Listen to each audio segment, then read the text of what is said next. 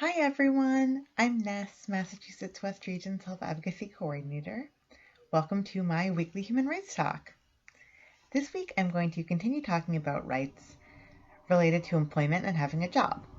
Specifically, this week I'm going to talk about the right that anyone with a disability has to ask for and get accommodations to help us be able to do our jobs. The right to get accommodations at work is protected by the Americans with Disabilities Act, or ADA. The ADA was signed into law in 1990 and turns 30 this summer. Yay! The ADA doesn't only cover accommodations at work, but that's the only part of this law that I'm going to be discussing today, because if I tried to explain the whole ADA, this video would get really, really long.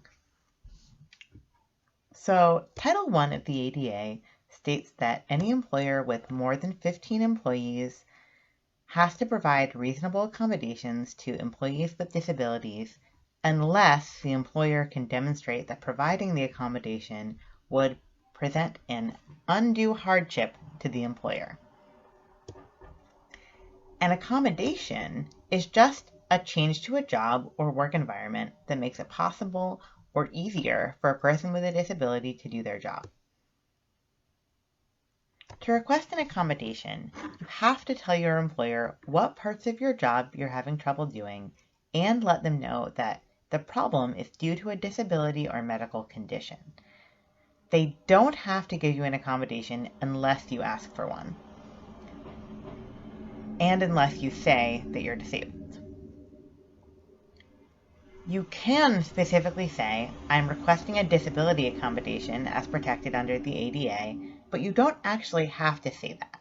You just have to say that you're having a problem and that it's related to a disability or medical condition and ask them to help you. You can also say what specific accommodations you want or give them ideas of accommodations that would work for you. For instance, if you have a back injury that makes it difficult to sit for long periods of time, but you work in an office at a desk all day, if you tell your employer, I have a back injury that makes it hard to sit for my whole shift, I would like the company to buy me a standing desk, that counts as requesting an accommodation that should be covered under the ADA, even though you didn't say the words, I'm requesting an accommodation, and even though you didn't specifically tell them that they have to provide accommodations because the ADA says so. That part they should know.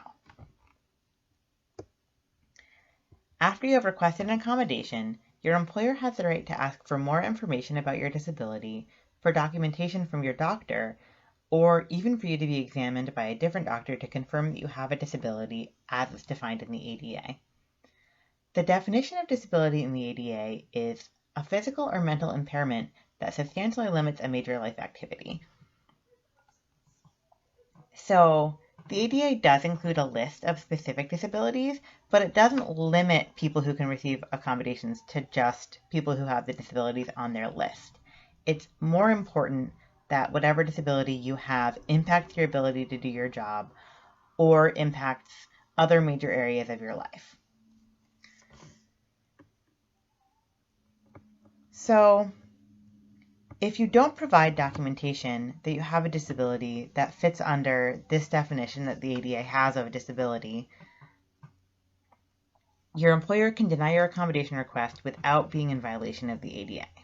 However, once they've received confirmation of your disability and its impact on your ability to do your job, they must provide accommodations unless doing so would prevent undue hardship for them.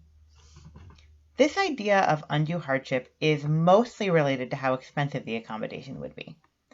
However, when looking at how expensive providing an accommodation would be, the financial resources of the employer are also considered. So in this example of an employee with a back injury asking for a standing desk, say the standing desk costs $1,000. This $1,000 desk might be too expensive for a very small business. So that employee might not get their standing desk, and that might not be in violation of the ADA. But if that employee worked at a really big business that makes a lot of money, the employer, if they deny the request, might then be in violation of the ADA. Money isn't the only reason why an employer might be able to deny an accommodation based on this idea of undue hardship. Another reason would be if the accommodation were extremely disruptive to the work environment. Another thing to keep in mind about what your employer does and does not have to do when you ask for an accommodation is that while you can ask for a specific accommodation or give ideas about accommodations that would work for you, your employer doesn't necessarily have to give you exactly what you ask for. They can give you something else that would resolve the problem that you described to them. For instance, in this example of an employee with a back injury asking for a standing desk, it would be okay for the employee to ask for a specific desk, but the employer wouldn't necessarily have to buy that exact desk. They could potentially find a different standing desk instead. This process should be done in collaboration with the employee to ensure that the accommodation will actually work for them. You don't have to tell your employer that you have a disability before you get hired in order to get accommodations once you're hired. It's okay not to tell your employer about your disability until you decide to request an accommodation. However, one situation in which you might want to tell an employer about your disability before you're hired is if you need accommodations during the application or interview process. Under the ADA, employers are required to provide accommodations during the application process as well as after someone is hired, but they don't have to give accommodations until you ask for them and until you inform them of your disability.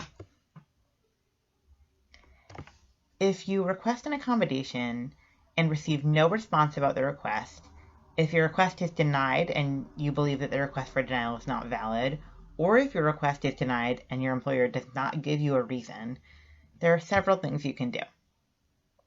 One thing you can do is if you made the request to your direct supervisor, you can reach out to somebody higher up at your place of work.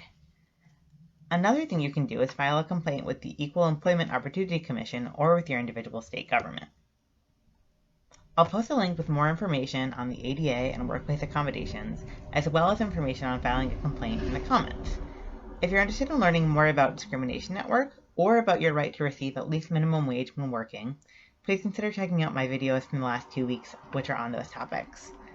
If you have any questions about what you heard today, feel free to comment here or message me at West Region Self Advocacy on Facebook. Also, please let me know about any future topics you'd be interested in learning about. Thank you so much for watching, and see you next week.